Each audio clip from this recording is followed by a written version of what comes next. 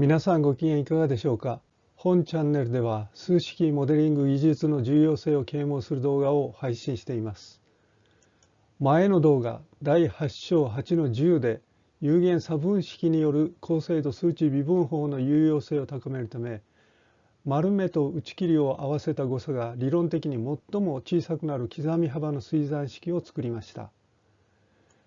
これらを組み合わせて計算すれば、場合によっては微分値が倍精度計算において有効数字14から16桁の高精度になることもあります。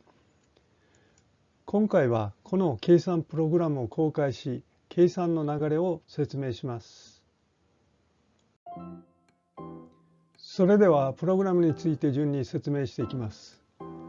理解を深めるため、前の動画第8章8の10も視聴してください。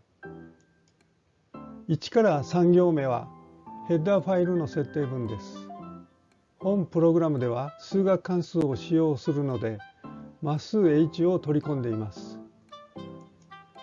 5行目は数値微分を計算する関数のプロトタイプ宣言文です。これより3個の変数の受け渡しがあることがわかります。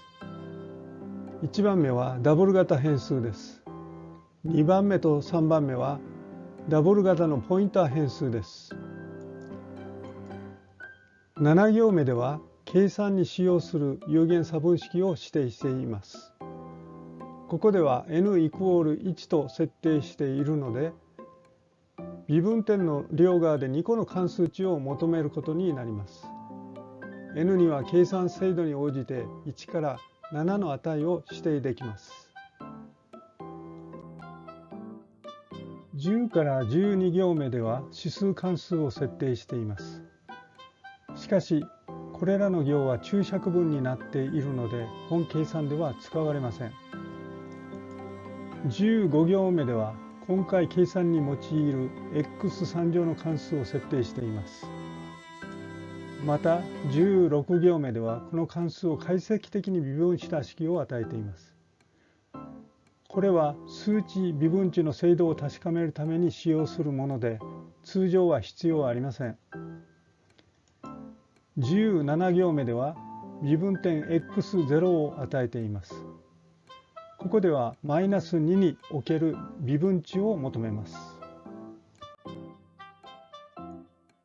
19行目から31行目はメイン関数です。21行目は本関数で使用するダブル型の変数を設定します。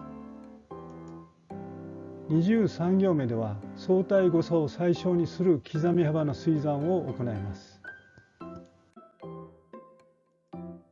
24行目では設定した値を微分値を計算する関数へ引き渡しています。本関数が実行されることで RE に相対誤差、dy に数値微分値が戻ってきます。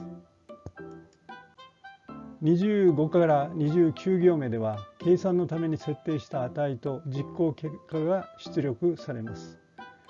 これらの行は必要に応じて修正または削除してください。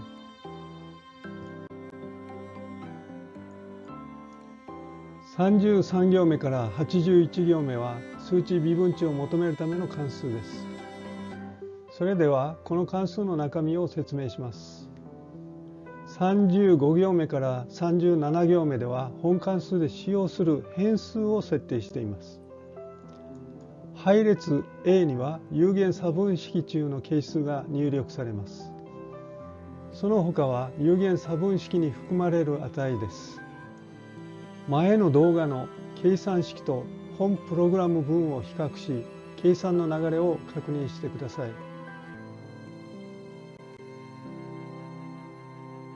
39行目から43行目では有限差分式に含まれる値を計算しています。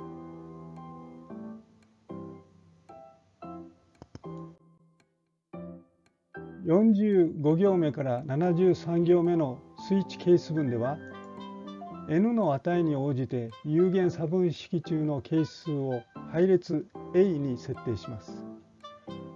ここでは n イコール1に設定しているので係数1の値が割り当てられます。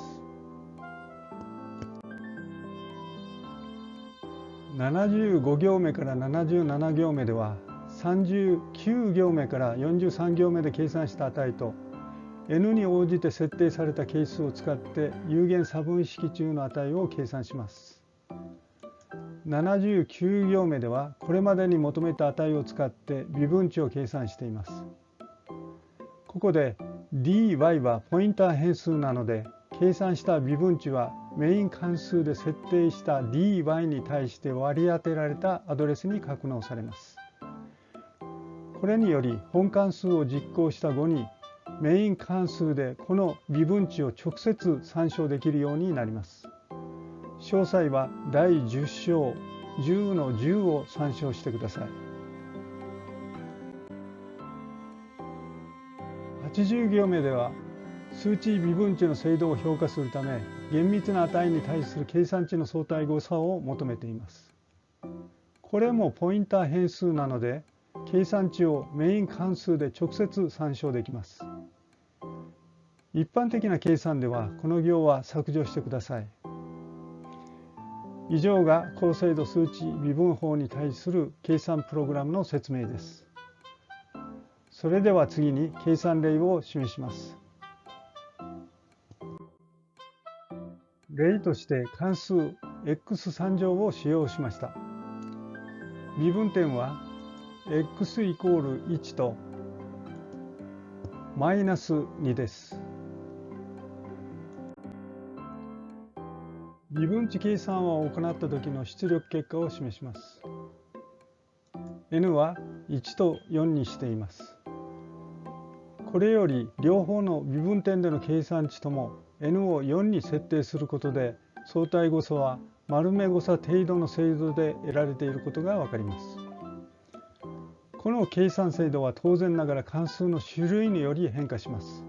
しかし n イコール4に設定すると多くの場合相対誤差が10のマイナス10乗以上で得られるでしょう。n を4よりも大きくすれば精度はわずかに向上しますが、関数値の計算の回数が多くなります。微分値を繰り返し計算する場合には、計算時間が気になるかもしれません。よって、通常は n イコール4にすることを推奨します。さらに本計算法では広範囲の x において微分値を精度よく求めることができます。これについては数値微分を用いるニュートン・ラプソン法の動画で示します。本日のお話はこれで終わりです。いつもご視聴いただきありがとうございます。わからなかったら遠慮なく質問してください。それでは次回の動画までごきげんよう。